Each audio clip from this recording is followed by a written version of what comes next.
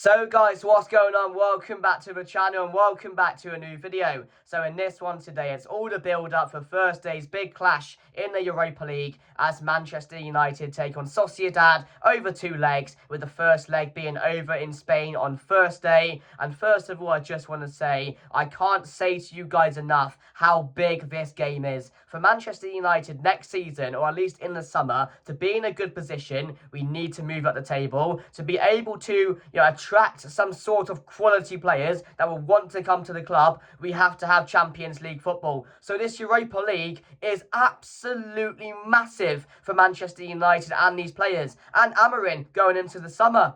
So it's all or nothing. It's a must this season that Manchester United find a way to win the Europa League, because if we don't, you might as well just end the season now, because there's nothing else to play for. But at least if we can get past Sociedad over 2 legs, it gives us the next round to look forward to. There's some sort of positivity around the place, because my God, some positivity is needed right now.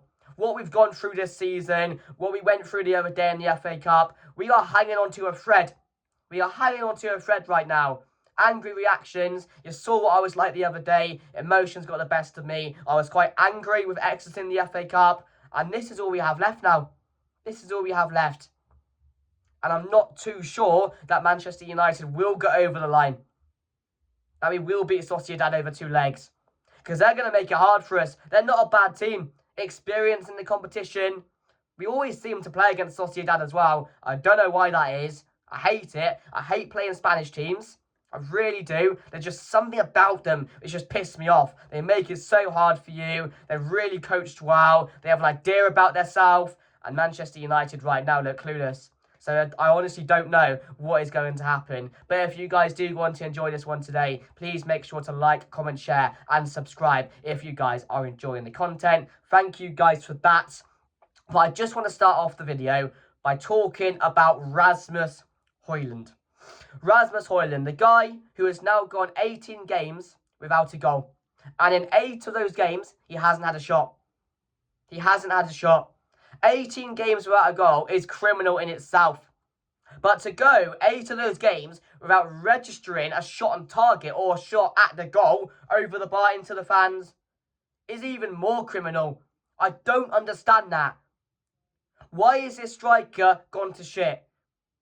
I don't understand it, because when he first came to the club, there were glimpses. There were glimpses that he was going to go on and improve game by game. And now he just looks like one of the worst strikers that has ever played for us. I'm being serious. There's nothing about his game which I can praise at the moment. He doesn't make space. He doesn't run in behind. His touch is unbelievably bad. He can't shoot. He can't score. He can't link up play. What's he there for? What's he there for? But like I mentioned a couple of weeks ago, the sad state of affairs is that we have nobody else that can replace him. So he's got to play game after game. And Chido Martin, who came on the other day, put himself about, ran in behind, wanted to be involved into the game. I saw more from Chido Martin in about a 30-minute cameo than I've seen from Rasmus Højlund in 18 games. What does that say? Why do Manchester United have to rely on youngsters who are trying to go through their development? We're calling them up and we're saying, nah, mate, skip the under-21s. You're coming straight to us, because our strikers are shit. We need you. It's ruining their development because our players can't do their job. How often has it happened? We've seen it now with so many youngsters with this club.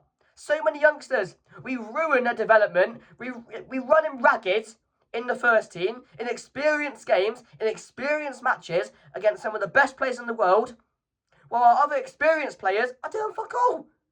Are letting the team down week in, week out, are not performing on the pitch. And now Chido Martin, a guy who I said the other day could play against Sociedad, or I would start him, he's not even registered.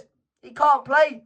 So it's going to be Højlund again, unless he switches it up. Maybe he goes Xerxes, we've got Nacho and Bruno in behind, and he brings in Casemiro alongside Agate. Maybe that's the role they could play on Thursday. Maybe that's something we could figure out.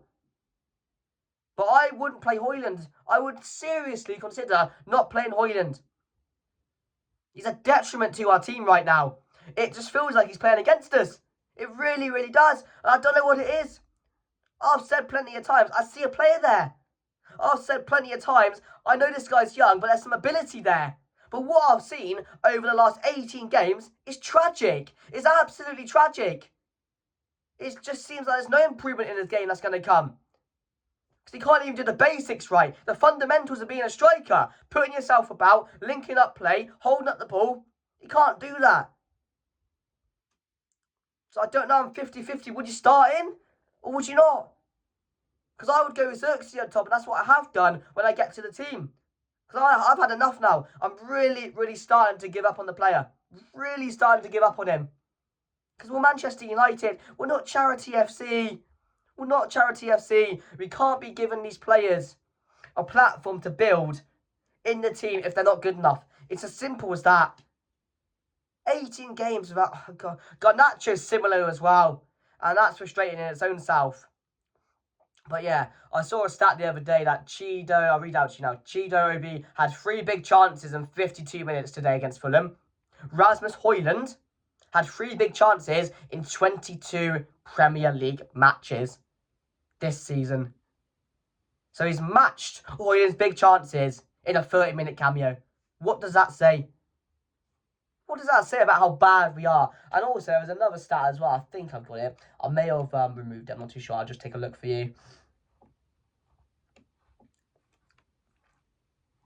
No, I haven't got it. But that was the main stat I wanted to show you guys and read out for you because that's just staggering to me. That is just staggering.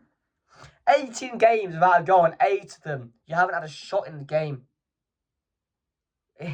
What can you even say, guys? It's a head scratcher, but that just sums up Manchester United. And the player was out there doing flicks and tricks when your confidence is on the floor. Just do the basics right. Forget about the flicks and tricks. It's honestly terrible. And like I said, for 17 minutes of that game, the players didn't turn up as well. The only players which I can believe that have a bit of faith behind right now are De Ligt, Xerxes and Bruno. Agate's in there as well. But they're the only players I have faith in.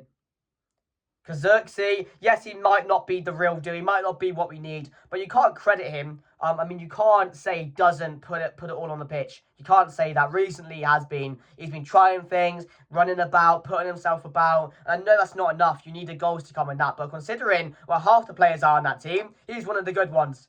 De Ligt was an animal. He was everywhere. You know, brought his heart out in that game. And Fernandes, it's just Bruno FC, isn't it, at the moment? And I will never, ever put any criticism on that guy's name, considering he's playing in this shit team and doing what he's doing. I will never do it. I will always have appreciation for that guy. But let's talk, guys, a bit about Sociedad before we go into the team. So right now they do sit 9th in the league. They're not having a bad season, but again, it's kind of where you expect a mid-table Spanish team to be, around 9th area. They might get conference again. They might make the Europa League. They're just a very average team. They're good at what they do. They're good in European competitions. That's why they're here. All Spanish teams seem to get very far. Don't know why that is. I just think it's the way they're set up, like I mentioned. I hate Spanish teams and playing against them, and especially playing 2 times against them over 2 legs. But their recent form, they got smashed by 4-0 to Barcelona, but they had a red card in like the 5th minute, so that's understandable. Then they lost 1-0 to Real Madrid. They are in the Copa del Rey semi-final, so we do have another leg, but that was at home, so you wouldn't back them going in that one. They beat Leganés 3-0. They beat Midtjylland in the last game. Aggregate score of 7-3 to reach this spot in the competition. They lost 3-0 to Betis, and then of course they beat Real Sociedad in the first leg. I mean, they beat Midtjylland in the first leg as well. So they're a bit inconsistent, like many Spanish teams, and it's kind of what you expect Sociedad to be. They still have some key players. Oyarzabal, who seems to have been there for years now, a very, very good player. Kubo's still in the team. And, you know, they have players like Zubamendi as well, who's apparently off to Arsenal. Very, very good player.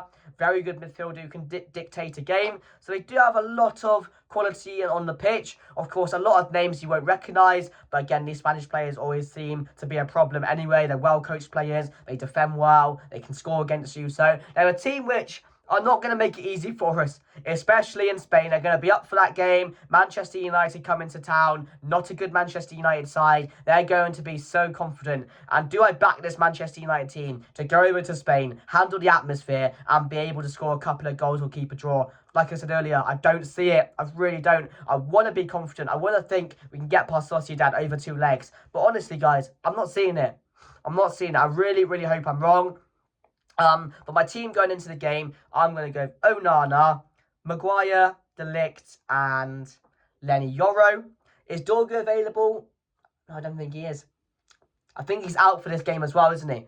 So I will go Mazraoui and Dallo. So the same back 5, really. Ugarte and Casemiro. I think Casemiro will be brought into this game for his experience. I do think if Højlund gets dropped, it will look like this, and Casemiro will come into the side. But you could see Eriksen again and Bruno in that deeper role. That's something which I think Amrin is trying to use at the moment. I have gone Casemiro just for the experience in this game. I know he's not good. I know I said I'd never want to see him in a Manchester United shirt ever again, or playing consistently. I don't want to see it, because he's not a good player anymore. But in this type of game, hostile atmosphere, away in Spain, in a European competition, we might need him in this game. So I have gone Casemiro alongside Ugarte with Garnacho, Bruno, and Xerxes leading a line. I have dropped Højlund for this game. I just think now he's been tried enough times now.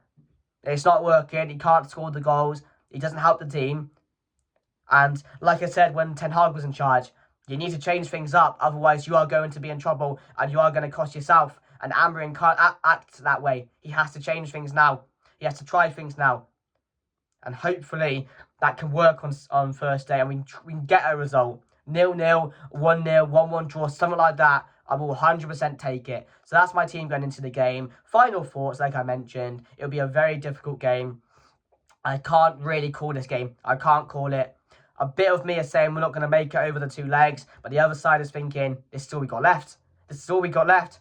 We are going to learn so much about these players now and whether they want it or not.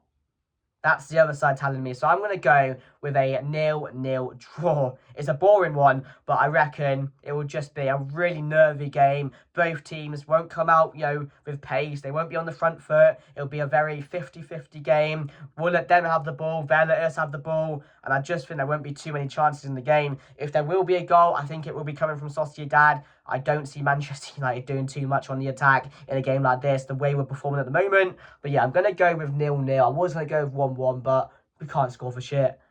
We can't score for shit. If Bruno's played deep, it's even harder to see where the goals are going to come from. So yeah, guys, thank you for watching the video. If you did enjoy, make sure to like, comment, share, subscribe if you guys are enjoying the content. Thank you very much for 8,000 subscribers. Absolutely incredible. Thank you for your support.